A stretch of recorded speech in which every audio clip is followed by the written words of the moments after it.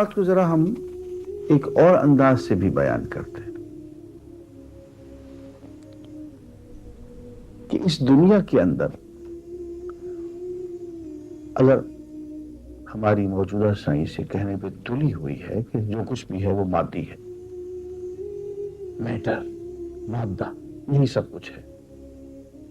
اچھا صاحب، ہم بحیثیت انسان کے بھی پھر میٹر نکلے؟ جی السلام علیکم ڈاکٹر صاحب۔ وعلیکم السلام۔ آپ کا پروگرام دیکھ رہا ہوں، جی جی اسی دوران ایک سوال ذہن میں آ گیا۔ جی جی آپ نے یہ تو کہہ دیا کہ کائنات میں کوئی چیز بھی بے مقصد نہیں، لیکن اس بات کا آپ کے پاس کیا جواب ہے کہ دنیا میں خیر کے ساتھ شر کا وجود بھی ہے؟ جی جی مثلاً قتل، چوری، ڈاکہ اور دیگر تمام برائیاں بطور شر ہمارے سامنے موجود ہیں۔ کیا ان کا بھی کوئی مقصد ہے؟ اور اگر بہت ہے اچھا، تو کیا ہے؟ بتانا پسند میں عرض کرتا ہوں۔ سوال یہ کیا گیا کہ اگر دنیا میں ہر چیز کا مقصد ہے، جیسے کہ تھوڑی دیر پہلے میں عرض کر رہا تھا، اور پوری کائنات کا مقصد ہے، تو سوال یہ کیا گیا کہ اس کائنات میں بعض چیزیں تو ایسی بھی ہیں دنیا میں جو کہ بہت ہی ناپسندیدہ ہیں۔ مثلاً میں کہا کہ قتل ہے، چوری ہے، ڈاکہ ہے، برائیاں ہیں، ایکسپلائٹیشن ہے، استحصال ہے۔ تو ان برائیوں کے پیچھے بھی کوئی مقصد ہونا چاہیے۔ میں اس کہوں گا جی ہاں، برائیوں کا بھی مقصد ہے، حتیٰ کہ وہ چیز جسے ہم برائی کہتے ہیں اس کا بھی کوئی نہ کوئی مقصد ضرور ہے۔ پہلی بات تو یہ ہے کہ ہم جسے برائی سمجھتے ہیں وہ بھلائی کا ایک پہلو ہوتا ہے۔ برائی کا از خود کوئی وجود نہیں ہے، بلکہ وہ بھلائی کا ایک پہلو ہوتا ہے۔ جیسے ایک سکے کے دو پہلو ہوتے ہیں، اسی طرح سے برائی از خود موجود نہیں، اس کا ایک پہلو۔ مثلا انسان کے اندر غصہ ہے، بری بات ہے نا، لیکن غصہ اصل میں نتیجہ ہے انسان کے اندر ایک ایسی فطری عادت کا جس کے ذریعے سے وہ اپنی حفاظت کرتا ہے۔ اگر کسی میں غصہ نہ ہو تو اس میں غیرت نہیں ہوگی، وہ اپنا ڈیفنس بھی نہیں کرے گا۔ تو خود دفاعی، سیلف ڈیفنس جو ہے وہ ایک لازمی چیز ہے، بغیر غصے کے نہیں ہو سکتی۔ وہ اس اعتبار سے آپ دیکھیں تو غصہ برائی نہیں رہتا۔ یہی حال نفرت کا بھی ہے، یہی حال اور بہت سی چیزوں کا جن کو آپ برائی سمجھتے ہیں، وہ اس میں ایک بھلائی کا ایک روپ ہے، لیکن ان کو ہم اس انداز سے ان کے نتائج سامنے آ جاتے ہیں کہ ہمیں دیکھنے میں بہت برے لگتے ہیں۔ اب یہاں یہ سوال پیدا ہو سکتا ہے کہ اللہ تعالیٰ قادر مطلق ہیں، وہ اس طرح سے ایسی کائنات بھی تو پیدا کر سکتے تھے جس میں اتنی سی برائی بھی نہ ہوتی۔ بات یہ ہے وہ قادر مطلق ہے اور ایسی کائنات وہ پیدا کرنے والا ہے جس میں بالکل برائی کا وجود نہیں ہوگا، اتنا بھی نہیں ہوگا جتنا یہاں پہ ہے۔ لیکن یہاں جو اس نے نظام بنایا ہے، نظام طبیعی، جو فزیکل ورلڈ اس نے یہاں بنائی ہے، اس کا کچھ مزاج ایسا ہے کہ اس نے ہر چیز کو ہمارے لیے پیدا تو کر دیا ہے، لیکن وہ چیز بذات خود بری نہیں ہے، ہم اس کے اندر برائی پیدا کر دیتے ہیں۔ چاقو ہے، چھری ہے، اس سے آپ پھل کاٹیے، کھانا کھائیے، اس سے آپ کسی انسان کا پیٹ بھی چاک کر سکتے ہیں۔ اب یہ برائی ہم نے اس میں خود پیدا کر دی ہے۔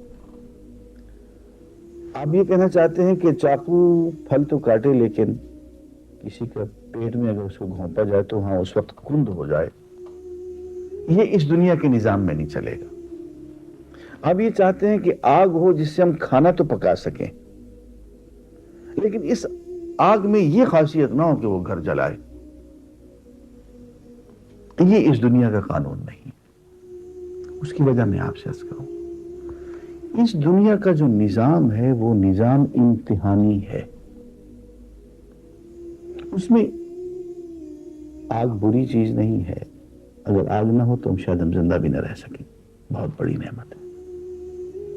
لیکن یہ دنیا جائے امتحان ہے. اس میں دیکھنا یہ ہے کہ ہم آگ کو استعمال کیسے کرتے ہیں. یہ ہم زیادہ کھانا پکانے پہ استعمال کرتے ہیں، آگ تاپنے میں استعمال کرتے ہیں، جسم کو گرم رکھنے میں حرارت کے لیے استعمال کرتے ہیں، یا دوسرے کا گھر جلانے کے لیے. چونکہ جائے امتحان ہے اس لیے اس کے دونوں پہلو یہاں پہ رکھے گئے ہیں. بات یہ ہے، ہم لوگ شاید یہ چاہتے ہیں کہ ہم رستم زماں بن جائیں بغیر اکھاڑے میں آئے ہوئے. ہمیں کوئی پٹخنی نہ لگے، ہمیں کوئی مد مقابل ہمارا نہ ہو، کوئی ہمیں چیلنج کرنے والا نہ ہو، کسی سے ہمارا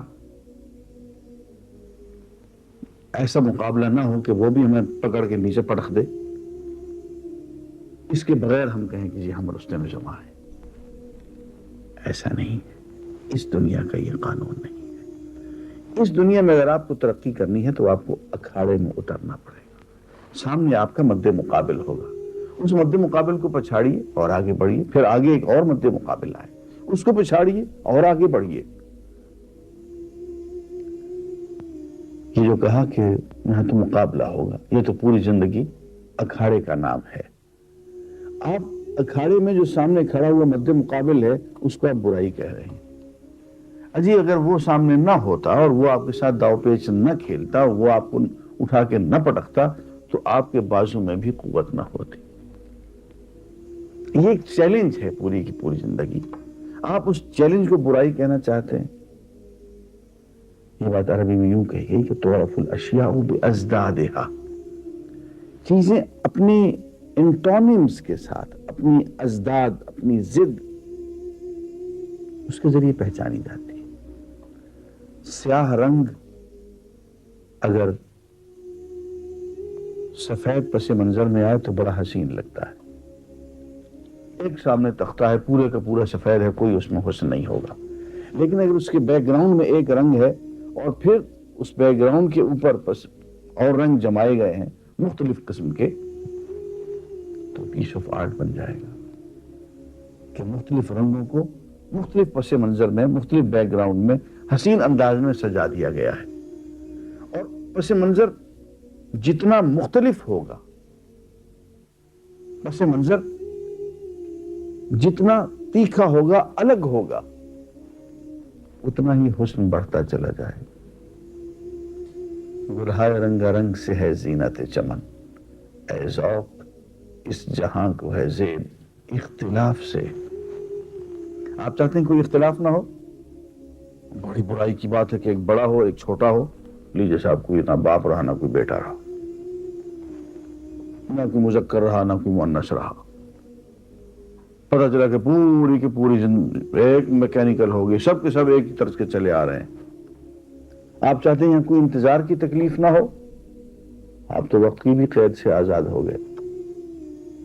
یہ جو نظام ہم اس دنیا میں لانا چاہتے ہیں وہ اس دنیا کا نظام نہیں ہے.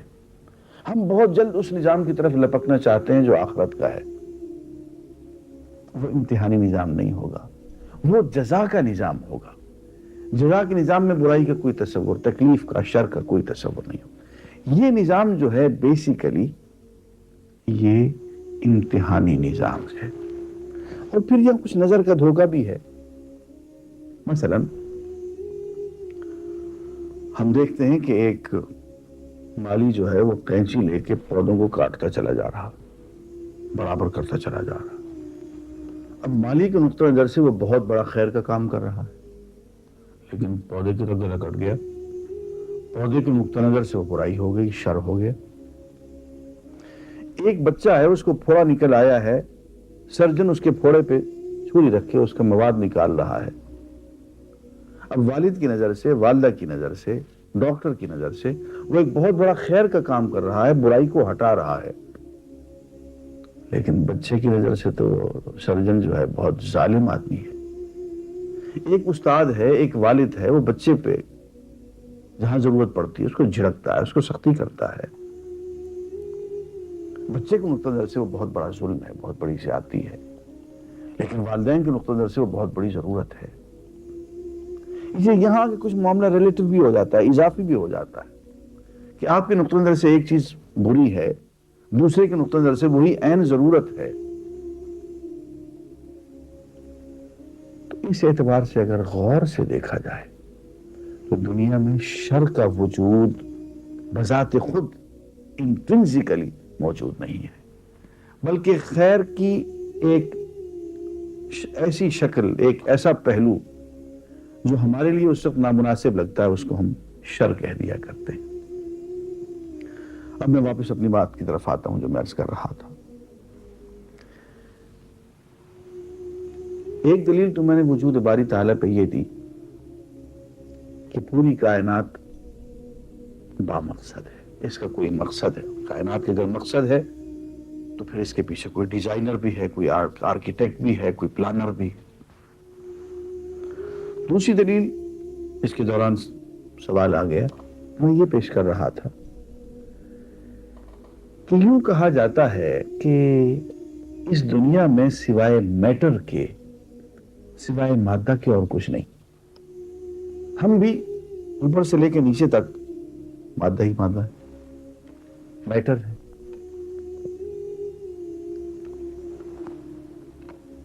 یہاں ایک سوال پیدا ہوتا ہے جو کہ بہت ہی پریشان کن ہے۔ اگر میں سوائے میٹر کے اور مادہ کے اور کچھ نہیں ہوں تو میرے اندر ایک گڑبڑ ہو رہی ہے، وہ آپ کے اندر بھی ہو رہی ہے، اور وہ یہ کہ میرے اندر ایک قاضی بیٹھا ہوا ہے، ایک آڈیٹر، ایک کرٹک، ایک نقاد بیٹھا ہوا ہے جو مجھے بہت پریشان کرتا ہے۔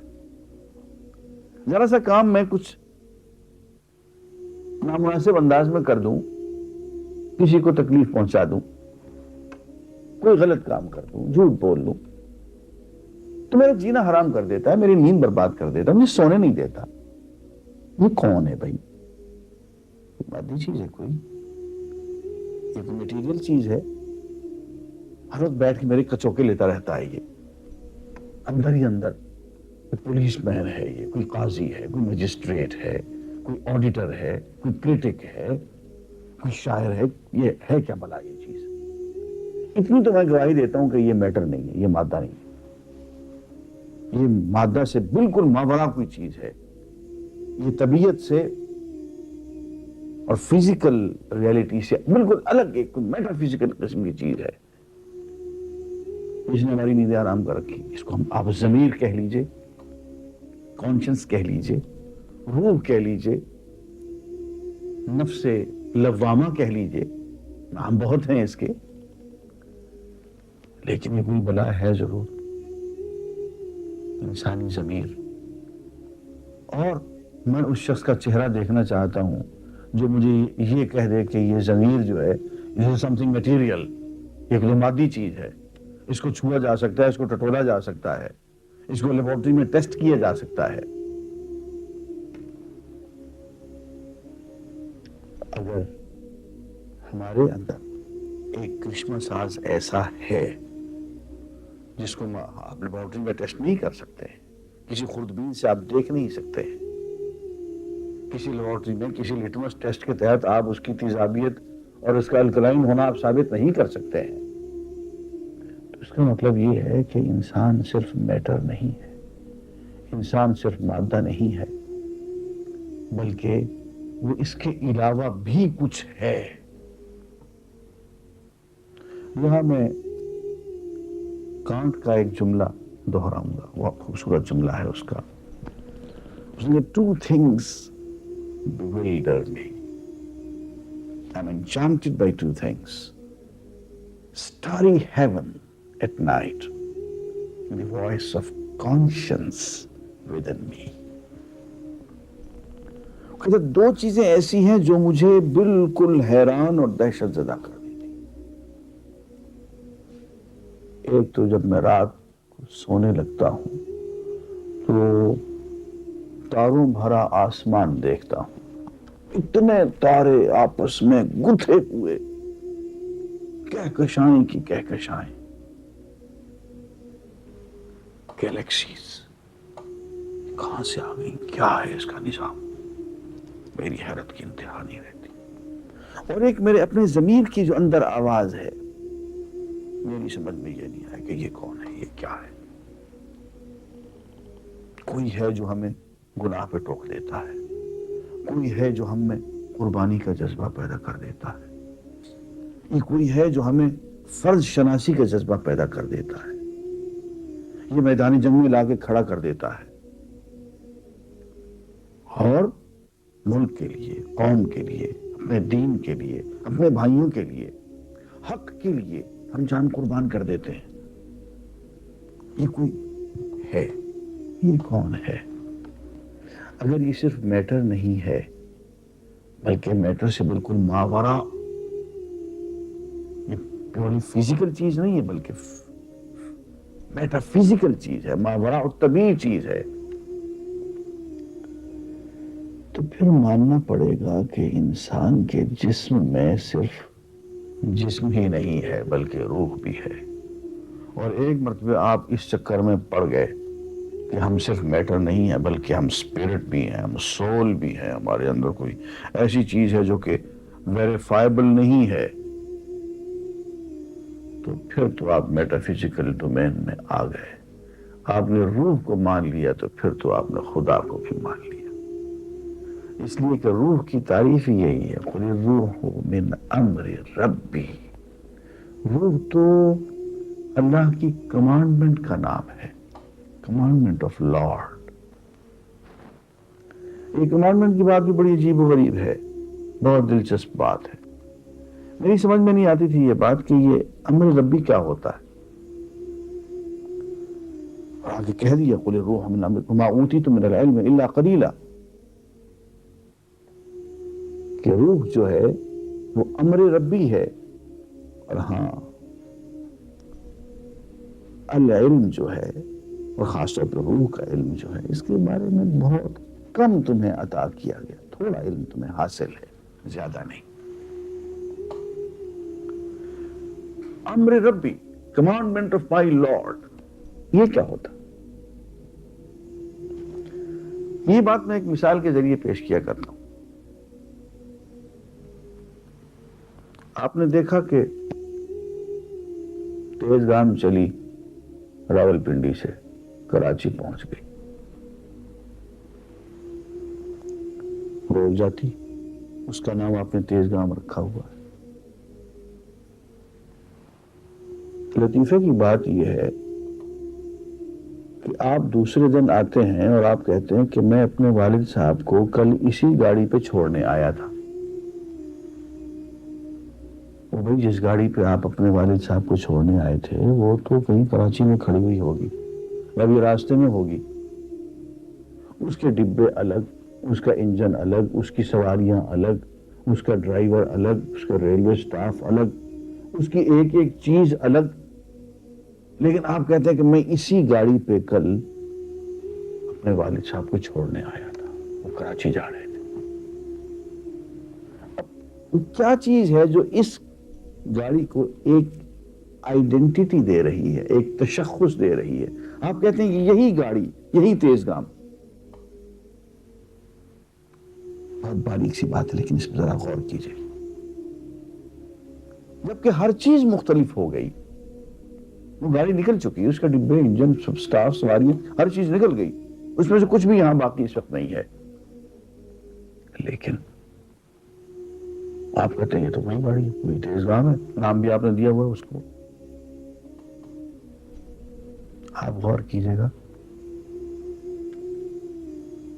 تو آپ کو سوائے اس کی اور کوئی چیز نہیں ملے گی کہ ریلوے اتھارٹی نے ایک حکم نامہ جاری کیا، ایک پروگرام، ایک سکیڈول بنایا، اس میں کہا کہ اس نام کی ایک گاڑی پنڈی سے چلے گی، اس روٹ سے ہوتے ہوئے کراچی چلی جائے گی، اس کا نام تیز گام ہوگا۔